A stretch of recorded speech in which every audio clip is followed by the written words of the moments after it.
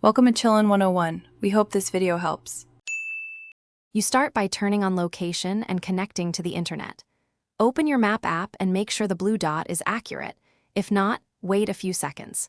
Once the dot is where you want it, drop a pin or use the share function and copy the generated location link.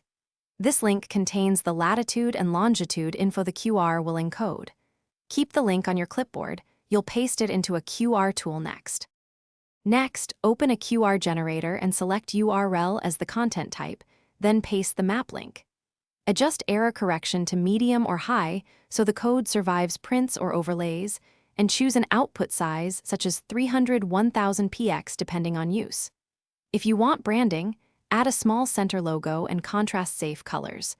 However, keep high contrast for scanners. Preview and scan the QR on your phone to confirm it opens the exact map location before downloading the file.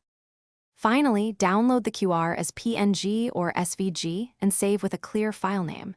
If printing, pick higher resolution and allow a white margin around the code.